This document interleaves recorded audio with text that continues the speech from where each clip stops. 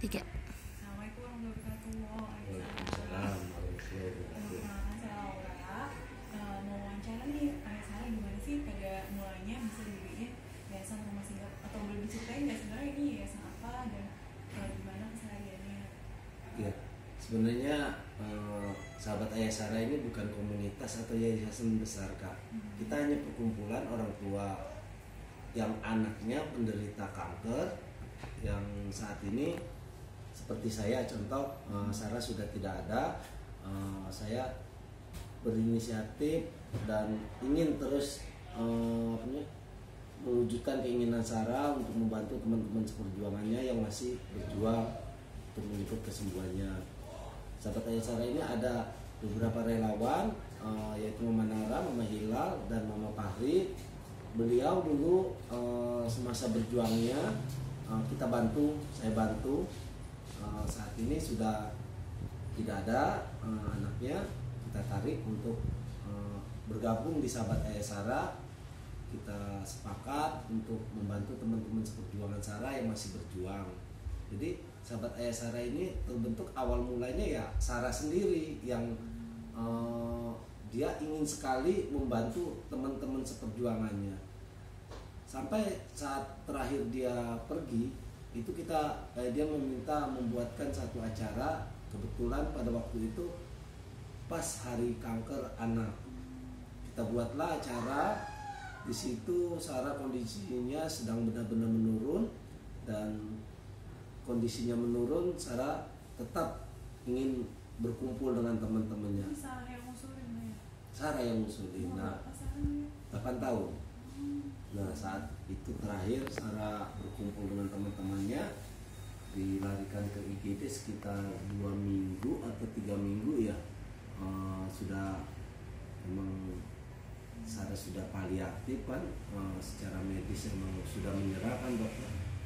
Tanggal 24 Februari kemarin tahun 2019 Sarah berpulang ke Medan. Berapa lama berarti ayah Sarah dari sana? Kalau berjuang Sarah itu lebih dari 2 tahun ya.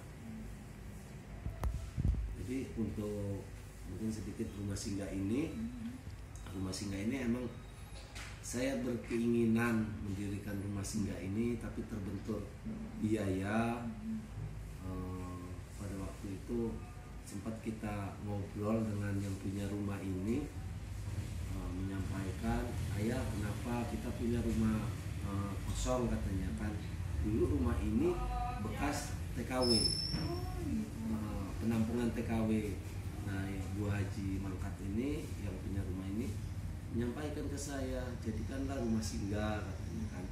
Kalau dulu saya menyewakan kepada orang sekitar 45 juta. Dulu masih sewa? Iya. Nah, coba ayah cari dana untuk menyewa ini, saya kasih 30 juta saja. Lalu saya iseng di media sosial, Facebook, di status WA dan Instagram, saya ingin mendirikan rumah singgah ini untuk teman-teman perjuangan Sarah. Dananya itu 30 juta. Itu sekitar 1 bulan saya terus share. Akhirnya ada yang menghubungi saya tidak bisa sebutkan namanya. Beliau tinggal di luar negeri, menyampaikan, ayah butuh dana berapa untuk menyewa rumah singgah itu. Saya bilang 30 juta. Nah, beliau transfer dana itu ke saya, nanti saya berikan ke Bu Haji Mangkat ini punya rumah ini. Jadilah rumah singgah ini. Jadi sudah berjalan 3 bulan. Dan sampai saat ini beliau terus membantu saya untuk kebutuhan anak-anak lingkungan yang tinggal di sini. Karena Sahabat Ayah Sarah ini bukan hanya anak-anak yang di sini saja, banyak yang dari luar, banyak juga yang domisilinya di Jabodetabek. Untuk saat ini dampingan Sahabat Ayah Sarah itu ada 24 anak kanker dan sakit berisiko tingginya. Dari 24 itu ada 5 anak yatim yang benar-benar membutuhkan bantuan kita. Dia berjuang sudah berjuang melawan kankernya, berjuang kehidupannya, itu yang benar-benar kita bantu. Dan kita bisa jamin sekali dampingan sahabat Ayah Sarah ini benar-benar dari kalangan orang yang tidak mampu. Hanya seperti Afifa, terus Adam, beliau berjuang hanya ditemani seorang ibu yang harus membiayai. Iya betul. Jadi mungkin intinya rumah singgah ini jujur bukan uang pribadi saya, karena saya sendiri pun orang ya tidak terlalu berlebihan, maksudnya masalah keuangan juga sama dengan pasien-pasien yang lain. Cuma saya mengajak seperti Mama Nara, Mama Pari, dan yang anaknya sudah tidak ada lah, ayo kita bergabung, kumpul, kita bantu teman-teman yang masih berjuang. Berarti sekarang timnya 4 orang tadi ya? Oh, iya 5 sih sama istri. Oh, iya. Ya. Kalau saya sendiri sih, kalau untuk kunjungan ke rumah sakit jarang. Mungkin seperti istri, Mama Hilal dan Mama Pari yang sering berkunjung ke rumah sakit. Karena saya sendiri kan bekerja. Ya kalau seumpama saya aktif di kegiatan mungkin akan lebih sering ke rumah sakit karena saya sendiri kerja. Jadi nggak bisa langsung ke rumah sakit. Tapi kalau masalah dana ada aja sih yang membantu, alhamdulillah gitu. Ini kan baru ya rumahnya, baru 3 bulan, tapi udah banyak nih yang singgah di sini, ada 25 orang. Itu gimana? Informasinya bisa dari? Maksudnya yang tinggal di sini. Nah, kalau yang tinggal di sini dari awal tuh hanya 10, bukan 25. Jadi 25 itu dampingan kita. Dampingan itu yang Itu kok ayah yang nawarin ke tiap pasien? oh enggak. Banyak kalau diikutin ya, banyak sekali yang ayah mau tinggal di rumah singgah. Banyak, tapi kita lihat benar-benar butuh enggak gitu. Orang itu benar-benar butuh atau benar-benar dari kalangan tidak mampu gitu. Banyak sekali sekarang pasien itu orang tuanya bekerja, mampulah nyewa rumah gitu kan, masih mau tinggal di rumah singgah kan nggak wajar gitu. Kita coba cari yang benar-benar membutuhkan bantuan. Contoh Sarul ini kedua orang tuanya sudah tidak bekerja, tidak ada penghasilan. Kalau mereka tinggal di Jakarta, pengobatan Sarul tentu kan memerlukan biaya, sedangkan mereka kedua orang tuanya tidak bekerja lagi. Alika itu 15 tahun itu Alika itu sudah tidak ada ayahnya, hanya ditemani ibunya. Ya kita seleksi lagi Kak, nggak sembarangan yang tinggal di sini. Mungkin iya langsung boleh. Mungkin kakak-kakak boleh lah mampir ke rumah singgah yang lain mungkin. Di rumah yang lain itu saya mendapatkan kabar itu mereka tidak gratis Kak, ditarik satu harinya itu 15.000 kalau nggak salah ya. Coba kalikan 1 bulan kan. Ini kalau untuk di rumah singgah sahabat Ayah Sarah ini emang saya berniat untuk membantu, bukan untuk apa ya, mencari penghasilan di kegiatan sosial itu tidak. Jadi emang real untuk teman-teman perjuangan Sarah, gratis sama sepenuhnya gratis, dari transport, kebutuhan makan, kebutuhan pasiennya, insya Allah kita akan tutupi. Sebenarnya banyak gitu yang ingin bergabung gitu kan, tapi kita juga harus melihat dana yang kita punya, dana kas, kebutuhan stok yang kita punya itu mampu berapa orang kita untuk membantu pasien gitu loh. Kita tidak berani untuk lebih dari 10 yang tinggal di rumah singgah ini kan. Kalau keberjalanannya itu berarti dananya dari donasi aja ya? Donasi saja, tidak ada uang pribadi karena saya sendiri orang tidak mampu semasa Sarah. Jadi Sarah dulu itu berjuang, banyak Kak yang bantu Sarah. Kesatu emang kemauan Sarah untuk saya terus berjuang membantu teman-temannya. Saya juga berpikir kenapa tidak yang dulu membantu Sarah saya ajak untuk membantu teman-teman seperjuangan Sarah. Karena Sarah semasa dia berjuang itu di ruang kemo juga dia tidak mau melihat menunjukkan dia itu sakit. Dia ajak teman-temannya. Terus kalau besok dia pulang, Abraham mau dibawain apa? Mainan. Nah, besoknya itu kan kontrol. Ayah bawain dong Abraham mainan gini-gini. Kalau nggak diturutin, ya udah Sarah nggak mau kontrol katanya. Itu dia jiwa sosialnya itu, jiwa temennya itu benar-benar. Kadang pakai selang impus, ngajak temen-temennya ngobrol di ruang kemo itu, padahal sedang menjalani kemo itu. Terus sama-sama gitu. Iya. Bisa memberikan dari itu sampai Betul. Makanya saya juga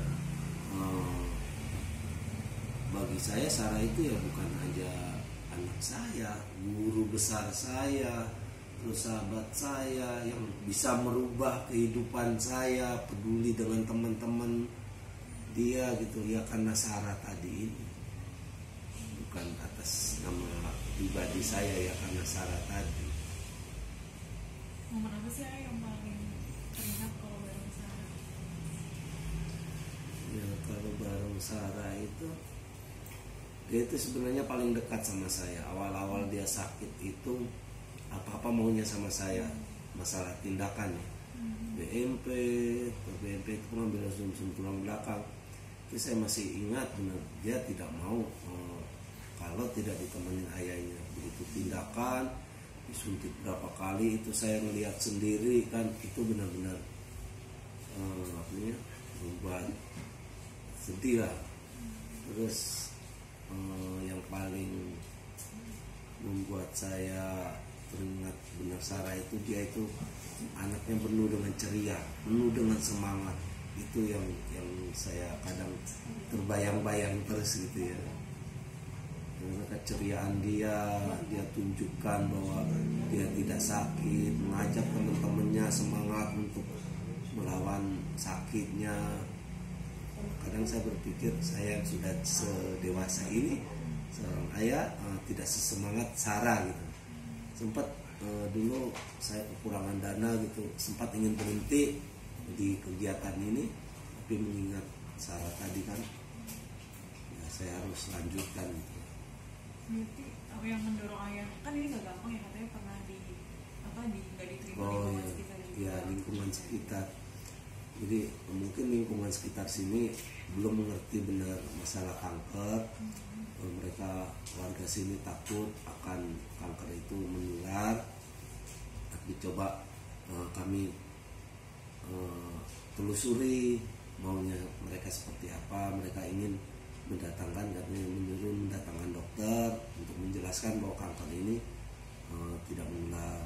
Saya coba bekerja sama dengan dokter RSCM, dan dokter RSCM menyampaikan kepada saya untuk mengadakan pertemuan, mengarahkan sosialisasi pada masyarakat ini bahwa kanker ini tidak menular. Kalau kanker ini menular, mungkin saya, ibunya Sarah yang duluan kena tular kan. Terus di sini juga ada beberapa orang tua yang penderita kanker.